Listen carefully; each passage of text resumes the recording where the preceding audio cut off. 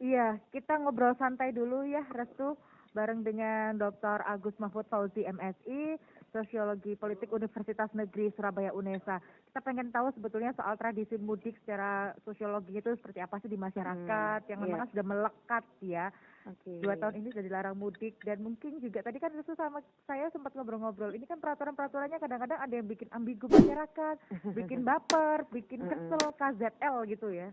Kita ngobrol santai dulu dengan Dr. Agus, silahkan Restu di line 2. Iya, Assalamualaikum Pak Agus. Waalaikumsalam warahmatullahi wabarakatuh. Iya, kabar sehat panjenengan? Alhamdulillah sehat dalam kondisi Alhamdulillah. puasa tetapi tetap harus menjaga kesehatan. Iya, kita dari kemarin itu ribut soal mudiknya terus, padahal ini Ramadannya udah mendekati akhir yang mestinya kita juga harus konsentrasi pada ibadah ini ya. Betul. Jadi Iya. kalau mendekati Lebaran biasanya ya begitu yang menjadi masalah. Meskipun Mm-mm. biasanya kalau umat Muslim pasti akan fokus kepada ibadah Lailatul Qadar itu. Iya, betul-betul. Nah, ini Pak Agus, kan Ya, sekarang ya yang namanya Ramadan, terus kemudian Idul Fitri, yang selalu dirindukan kita semuanya adalah tradisi untuk mudik ya. ya, Sebetulnya kalau kita lihat dari nilai spiritual, mudik itu tidak cukup atau tidak hanya sekedar tradisi, tapi juga ada nilai-nilai spiritualnya juga kan ya. ya, Tapi mungkin dalam kajian sosiologi, mudik Indonesia di Indonesia ini seperti apa sih sebetulnya? ya. Mbak Restu dan semua pendengar. Jadi kalau di Indonesia ingat Idul Fitri atau Lebaran, maka ingat mudik. Sebetulnya atau mengapa itu terjadi di Indonesia? Karena orang Indonesia itu kan orang agamis. Jadi orang agamis itu sifatnya pada setiap atau 1 tahun sekali minimal itu kemudian mempunyai keinginan untuk kembali ke kampung halaman. Mengapa itu terjadi? Karena mereka ingin seperti pada waktu dahulu. Dahulu itu adalah hari-hari yang menurut yang bersangkutan itu yang paling bagus, idealitas kehidupan masyarakat yang sudah melakukan urbanisasi, maka adalah ya di kampung halamannya adalah di situ yang terbaik. Selain memang di dalam proses mudik itu bukan ending mudiknya, tetapi bagaimana hormat kepada orang tua atau para tetangga atau saudara-saudara dengan sungkem terhadap mereka semuanya. Bagaimanapun para warga yang sudah berpindah urban itu merasa ada kehilangan ketika mereka tidak melakukan mudik atau sungkem selanjutnya. Jadi secara sosiologis bahwa masyarakat kita yang pada dasarnya mayoritas adalah aslinya dari desa itu mempunyai rasa kangen eh, apa itu dengan kampung halamannya, tetapi substansinya adalah ingin mengenang kembali dan ingin seperti dahulu, begitu, Oke, Mbak iya, Restu. iya. Mengenang kembali kata-kata ini ya. Jadi ada banyak nilai historis yang kita rindukan pada saat kita bekerja atau beraktivitas di luar kampung halaman kita begitu. Betul, jadi pasti yang teringat itu adalah masa kecil. Masa Meskipun masa kecil. kecil mungkin hanya Heeh. sekian, lebih lama ketika yang bersangkutan bekerja taruhlah di Jakarta ataupun di Iya, Surabaya, iya. tapi karena masa kecil itu kemudian selalu mengingat dan di situ adalah tempat dia dibesarkan. Sehingga sekali lagi lingkungan itu yang sangat terkenang, begitu Mbak Restu. Oke, oke, iya, iya, iya. Jadi ini berarti munculnya tradisi mudik ini pun juga karena aktivitas urbanisasi dulu ya? So pasti. Jadi Ah, kalau yang bersangkutan tidak urban, maka ya sudah rasanya itu tidak seperti orang yang urban. Jadi mereka yang hanya di tetangga kampung halaman mungkin tidak seheboh mereka yang taruhlah pergi ke Jakarta dan kemudian sukses dalam pekerjaannya atau karirnya, kemudian pulang ke halaman. Sebetulnya memberikan sesuatu kepada orang-orang atau keluarga itu tidak menjadi tujuan utama, iya. tetapi bagaimana kenangan masa kecil itu. Oh ya.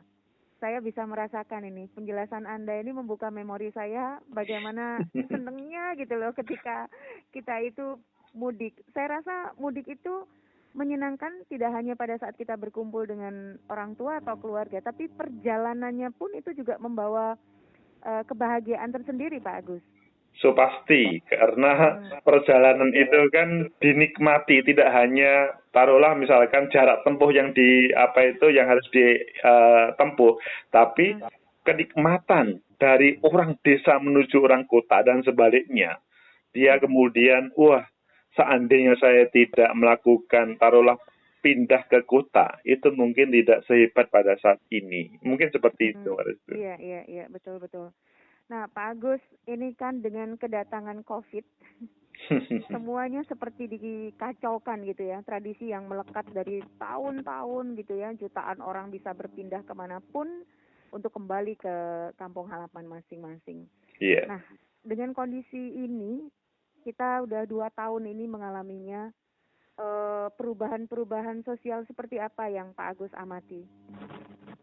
Iya, ini adalah lebaran kedua yang dalam suasana COVID, dan pada kesempatan ini COVID atau pandemi COVID belum menurun.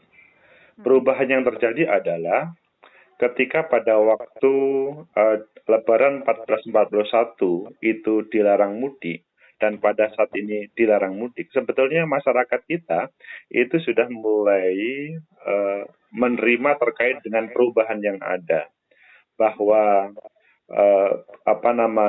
terkait dengan silaturahmi itu tidak harus bertemu langsung. Sebetulnya masyarakat kita itu sudah welcome, tetapi ketika regulasi itu tidak konsisten, taruhlah begitu, atau tidak ada sinergisitas antara regulasi yang dibuat oleh pemerintah pusat dengan pemerintah daerah, hal ini yang menjadikan sebagian mencuri-curi atau meluangkan waktu yang lebih untuk pulang kampung, dan hal itu menjadikan seseorang yang lain itu bisa ya. Padahal tahun kemarin mereka sudah welcome terhadap silaturahmi yang merupakan esensi dari mudik tadi, dengan ya semua media sosial ataupun media-media elektronik yang lain. Jadi sebetulnya warga kita pada 1442 ini menjadi berbeda dengan 1441 Hijriah karena regulasinya yang tidak konsisten. Oke. Jadi ada sekitar 18,7 juta masyarakat Indonesia yang masih mudik karena merasa regulasi yang tidak konsisten ini ya Pak Agus ya? Saya melihatnya begitu, karena 1441 Hijriah itu relatif, atau tahun kemarin relatif mereka menerima dan mentaati. Nah, tetapi pada waktu itu memang ada beberapa, kalau kita lihat di lapangan ya, ada beberapa petugas, tentunya tidak di semua tempat ya, ada beberapa petugas yang mungkin mereka bertugas itu dalam 1-2 hari saja. Pada hari-hari selanjutnya kemudian mereka melonggarkan. Hal ini kemudian pikiran mereka yang rindu dengan kampung halaman, yang awalnya ingin taat, menjadi mungkin terjadi seperti kemarin. Itu Mas. Oh iya. Mencari peluang kalau ada petugas yang lengah dan masih bisa masuk untuk balik pulang kampung gitu kayaknya ya Pak Agus. Betul. Jadi istilah kucing-kucingan itu udah bener ya, sudah tepat sekali ya.